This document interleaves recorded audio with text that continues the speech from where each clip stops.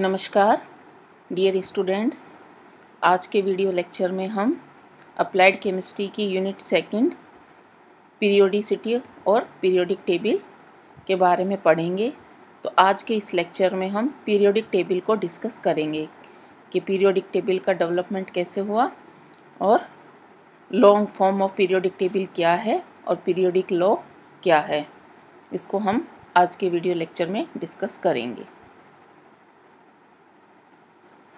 सबसे पहले modern periodic law, आधुनिक आवर्त नियम क्या है उसे जान लेते हैं।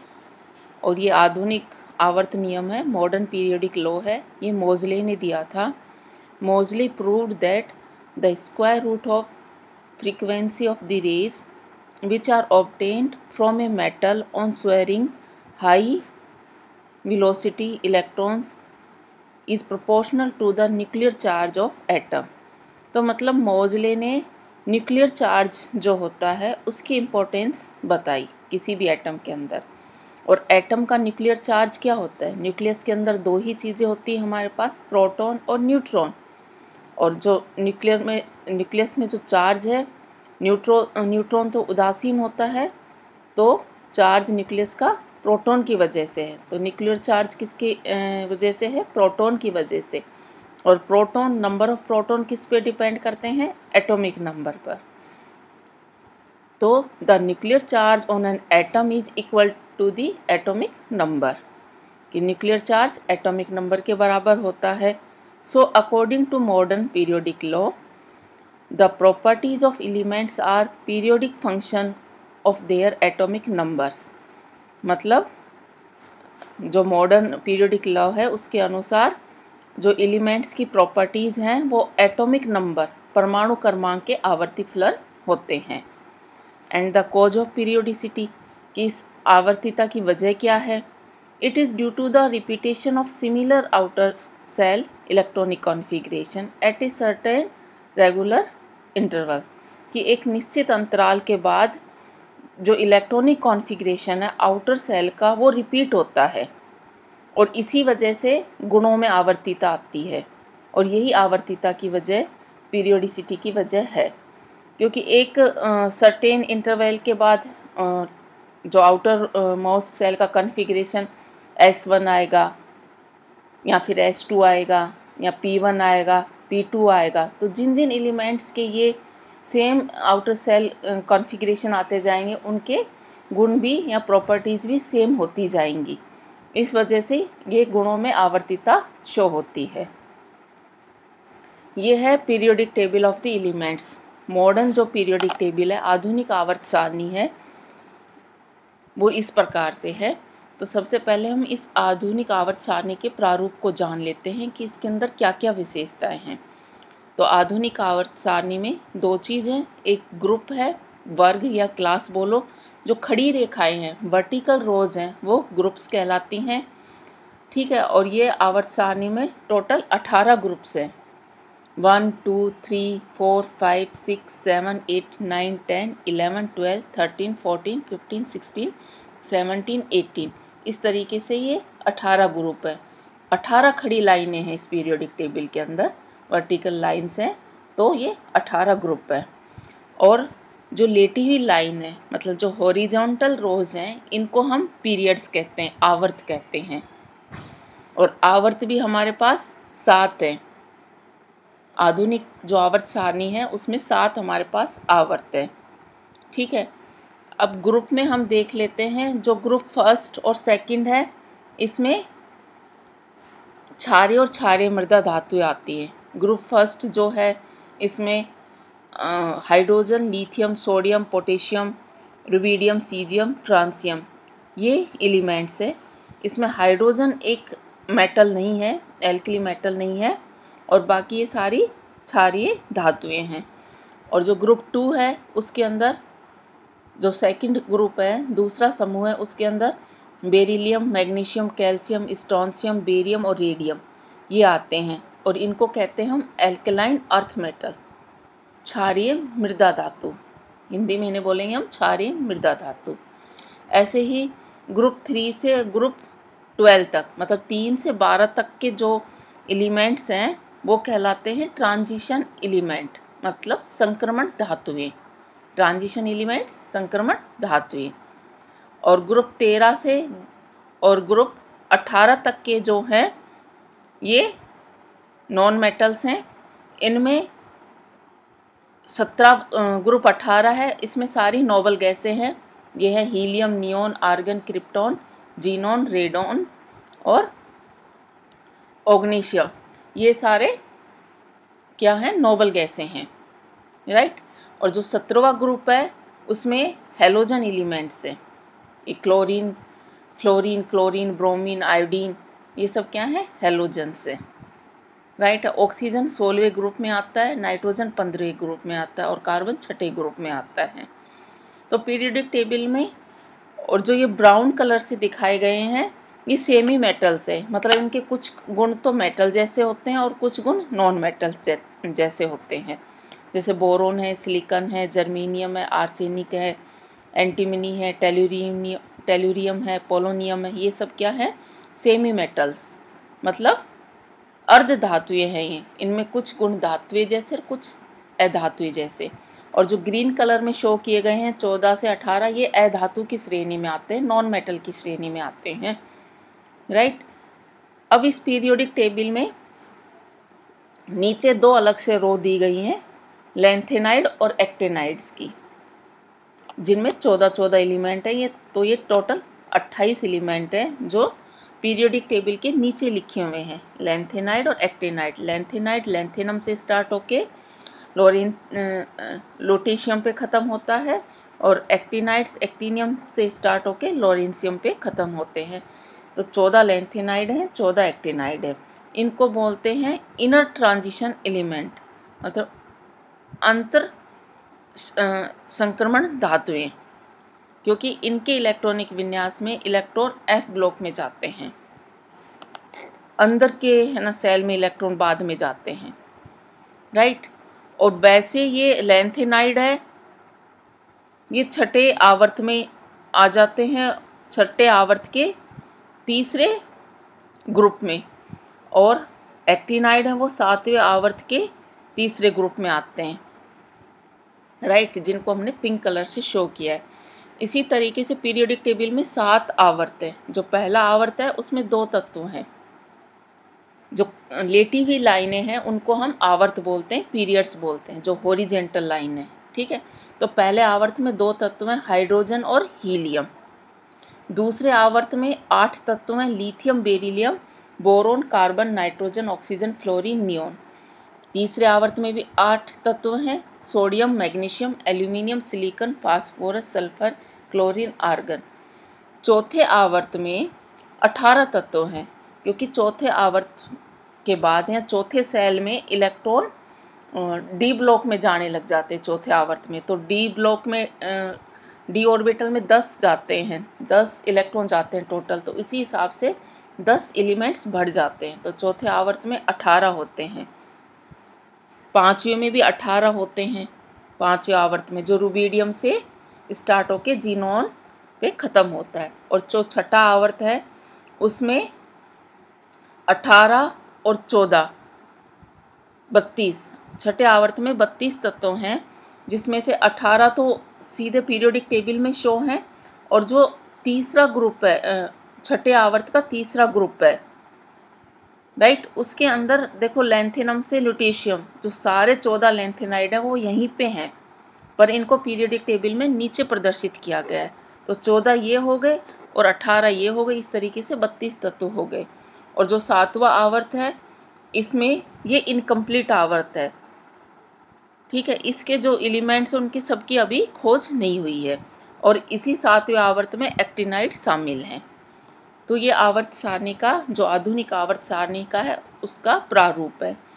अब इसमें कुछ है, जैसे कि मरकरी है, उसको रेड कलर से शो किया गया Hg, क्योंकि ये रूम टेम्परेचर में ये मेटल है, पर ये लिक्विड स्टेट में पाया जाता है। पारा जो है वो द्रव अवस्था में पाया जाता है, तो इसको हमने रेड कलर से शो किया है। तो तो ये आवर्त सारणी पे बहुत अच्छा क्वेश्चन बनता है कि ऐसी धातु का नाम बताइए जो रूम टेम्परेचर पे द्रव अवस्था में या लिक्विड स्टेट में पाई जाती है, तो वो हमारे पास मरकरी है। इसी तरीके से ब्रोमीन जो है ये अधातु है और हैलोजन है। इसमें फ्लोरीन, क्लोरीन, आयोडीन ये सब गैसियस स्टेट में पाई जाती है। ब्रोमीन लिक्विड स्टेट में पाई जाती है और आयोडीन या तो सॉलिड स्टेट में पाई जाएगी या गैस स्टेट में पाई जाएगी। आयोडीन कभी लिक्विड स्टेट में नहीं पाई जाती। तो जो हैलोजन तत्व है उसमें ब्रोमीन लिक्विड स्टेट में पाया जाता है, राइट।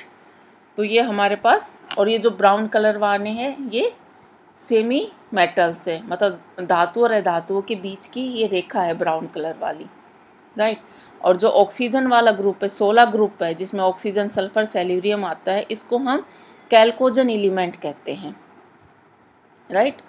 जो 16 ग्रुप में है ऑक्सीजन, सल्फर, सेलेनियम, इनको हम कैल्कोजन एलिमेंट्स कहते हैं, ठीक है। तो ये तो हमारे आवर्त सारणी का प्रारूप हो गया। और आवर्त सारणी में भी जितने भी एलिमेंट्स हैं, राइट, उनको यहाँ पे देखो कलर से शो किया गया है और हर कलर अलग प्रॉपर्टी को शो कर। डार्क ग्रीन कलर है मेटल है, राइट। जितने भी ब्लू कलर है वो मेटल्स हैं, और इन मेटल्स में भी जो सबसे डार्क है वो एल्कली मेटल है, उससे थोड़ा सा लाइट एल्केलाइन अर्थ मेटल मतलब क्षारीय मृदा धातु हैं, और जो और लाइट ब्लू की श्रेणी में आते हैं उसमें ट्रांजिशन मेटल्स आते हैं मतलब संक्रमण धातुएं, और जो पिंक कलर से शो कर रखी हैं वो लैंथेनाइड और एक्टिनाइड्स हैं, आंतरिक संक्रमण धातुएं हैं। ग्रीन कलर से अधातुएं हैं, और ब्राउन कलर से जो शो करी गई हैं वो सेमी धातु हैं, सेमी मेटल्स, राइट। तो ये हो गई आधुनिक आवर्त सारणी। And defects of long form of periodic table. तो ये जो हमने देखा आधुनिक आवर्त सारणी थी, ये पीरियोडिक टेबल का लॉन्ग फॉर्म था। इसमें भी कुछ डिफेक्ट्स हैं। सबसे पहला है हाइड्रोजन की पोजीशन, जो अभी भी डाउटफुल है। हाइड्रोजन को हमने फर्स्ट ग्रुप में रखा है कि इसका 1s1 कॉन्फ़िगरेशन है, पर हाइड्रोजन एक मेटल नहीं है और फर्स्ट ग्रुप में बाकी सब मेटल है। और हाइड्रोजन की प्रॉपर्टी हैलोजन से मिलती हुई है, क्योंकि जब हाइड्रोजन का इलेक्ट्रॉनिक कॉन्फ़िगरेशन है 1s1 है, यदि ये एक इलेक्ट्रॉन और ले ले तो इसका कॉन्फ़िगरेशन 1s2 हो जाता है, इनर्ट गैस का जैसा, राइट। तो इसकी प्रॉपर्टी मतलब नॉन मेटल से मिलती हैं मेटल की बजाय। दूसरा, helium is a inert gas. हमने देखा हीलियम को इनर्ट गैस नोबल गैस के साथ 18वें ग्रुप में रखा है, पर हीलियम का इलेक्ट्रॉनिक कॉन्फ़िगरेशन 1s2 होता है, क्षारीय मृदा धातु जैसा, जो सेकंड ग्रुप के एलिमेंट का होता है s2 कॉन्फ़िगरेशन, मतलब जो उसका लास्ट इलेक्ट्रॉन है वो s2 में जाता है। तो ये इसका जो कॉन्फ़िगरेशन है वो क्षारीय मृदा धातु एल्कली अर्थ मेटल जैसा होता है, पर इसको हमने रखा है इनर्ट गैस के साथ। तो ये भी एक डिफेक्ट माना जाता है लॉन्ग फॉर्म और पीरियोडिक टेबल में। तीसरा है लैंथेनाइड और एक्टिनाइड है तो आवर्त सारणी का हिस्सा, पर इसको आवर्त सारणी में जगह न मिलके इसको हमने आवर्त सारणी के नीचे रखा है, मतलब इसको अलग से एक ब्लॉक बना के टेबल के नीचे रखा है। तो ये भी आधुनिक आवर्त सारणी का एक डिफेक्ट माना जाता है। अब है क्लासिफिकेशन इन ब्लॉक्स। जो ये आवर्त सारणी है इसको 4 ब्लॉक में बांटा है, S block, P block, D block element और एफ ब्लॉक एलिमेंट। जो फर्स्ट ग्रुप और सेकंड ग्रुप के एलिमेंट हैं उनको हम एस ब्लॉक एलिमेंट कहते हैं, क्योंकि इनका जब हम इलेक्ट्रॉनिक कॉन्फ़िगरेशन लिखते हैं तो इनका जो लास्ट इलेक्ट्रॉन है वो एस ऑर्बिटल में जाता है, इसलिए ये एस ब्लॉक एलिमेंट है। और हीलियम है एक ऐसा जो जिसको हमने 18वें ग्रुप में रखा है, जो कि नोबल गैस के साथ रखा है, पर इलेक्ट्रॉनिक कॉन्फ़िगरेशन के हिसाब से ये एस ब्लॉक में जाना चाहिए। हीलियम का इलेक्ट्रॉनिक कॉन्फ़िगरेशन 1s2 होता है। इस तरह कैसे आवर्त सारणी में टोटल 14 एस ब्लॉक एलिमेंट होते हैं। ये देखो एस ब्लॉक एलिमेंट 14 कैसे हुए। Hydrogen helium 2, lithium beryllium 4, sodium magnesium 6, potassium और calcium 8, rubidium strontium 10, caesium beryllium 12 और फ्रांसियम और रेडियम 14। इस तरीके से 1 ग्रुप और सेकंड ग्रुप जो है इसके टोटल जो एलिमेंट है वो 13 हैं, और एक हीलियम का भी 1s2 कॉन्फ़िगरेशन है तो वो एस ब्लॉक में आएगा। तो टोटल एस ब्लॉक के 14 एलिमेंट है पीरियोडिक टेबल में, राइट। अब है P block element. P block element है 13 ग्रुप से 18 ग्रुप तक के जो एलिमेंट है वो पी ब्लॉक एलिमेंट है, क्योंकि इन एलिमेंट्स का जो इलेक्ट्रॉनिक कॉन्फ़िगरेशन हम लिखते हैं तो लास्ट इलेक्ट्रॉन पी ऑर्बिटल में जाता है।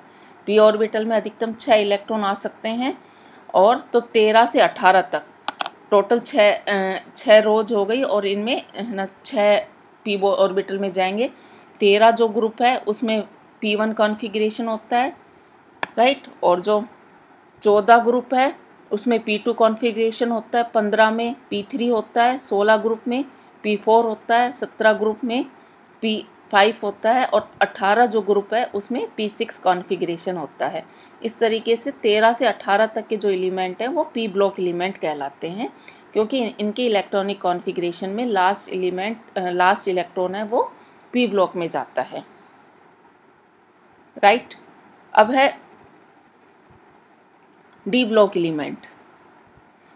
डी ब्लॉक एलिमेंट की यहाँ पे 3 आवर्त हैं, 3 सीरीज हैं पूरी, और एक जो चौथी सीरीज है वो इनकम्प्लीट है डी ब्लॉक एलिमेंट की, राइट। 3 आवर्त हैं, और जो चौथा आवर्त है वो डी ब्लॉक एलिमेंट का कंप्लीट है, नो इनकम्प्लीट है, राइट। जो पहला आवर्त है जो ट्रांजिशन एलिमेंट है वो डी ब्लॉक में आते हैं।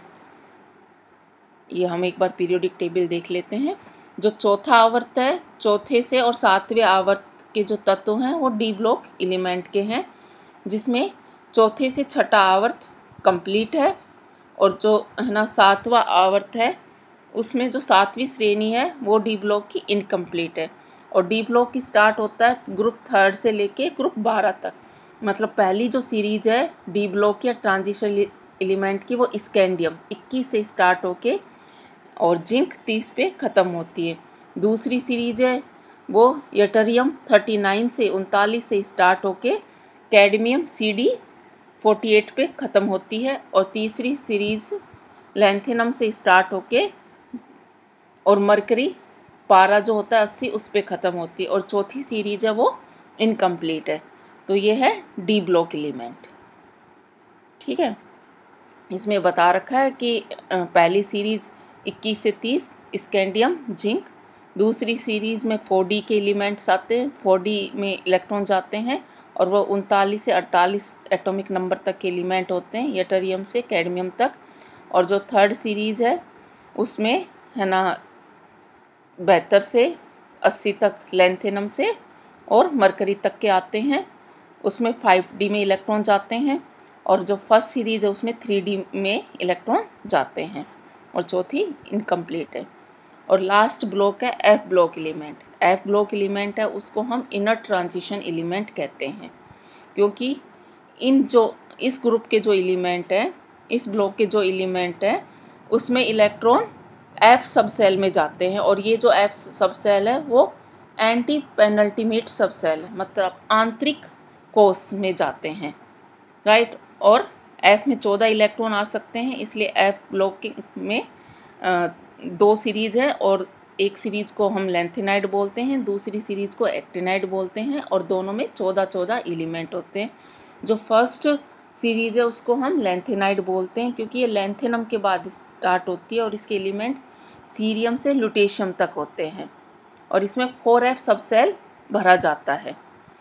इसी तरीके से जो दूसरी सीरीज़ है उसमें भी 14 एलिमेंट होते हैं, जिनको हम एक्टिनाइड बोलते हैं, वो थोरियम से लॉरेंशियम तक होते हैं, और इसमें 5F सब सेल भरा जाता है। इस तरीके से पीरियोडिक टेबल में ये 4 ब्लॉक हो गए, S block, P block, D block और एफ ब्लॉक।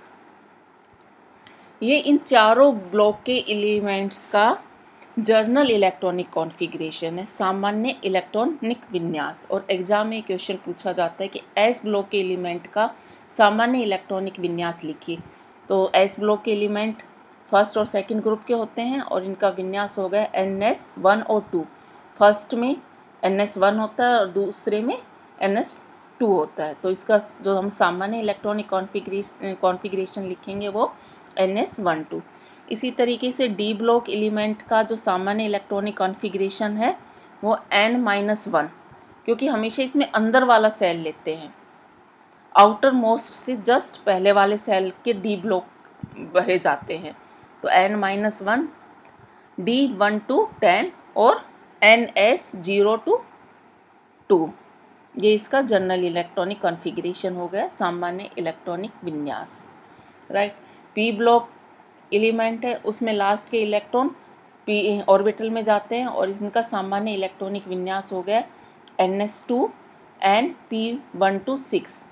13 में P1, 14 में P2, 15 में P3, 16 में P4, 17 में P5 और 18 में P6, राइट। तो ये पी ब्लॉक एलिमेंट का जनरल इलेक्ट्रॉनिक कॉन्फ़िगरेशन हो गया। और एफ ब्लॉक एलिमेंट का जनरल इलेक्ट्रॉनिक कॉन्फ़िगरेशन है N-2 F0 to 14, क्योंकि 14 इलेक्ट्रॉन जा सकते हैं तो 0 से 14, और N-2 आउटर मोस्ट सेल जो N होता है उससे 2 अंदर वाले सेल के F ब्लॉक में इलेक्ट्रॉन जाएंगे। फिर N-1 D 0 से 1, मतलब यहाँ तो 0 इलेक्ट्रॉन रहेगा D में, यहाँ 1 जाएगा, और फिर NS2। तो F ब्लॉक का सामान्य इलेक्ट्रॉनिक विन्यास हो गया N-2 F0 to 14, N-1 D0 to 1 और NS2।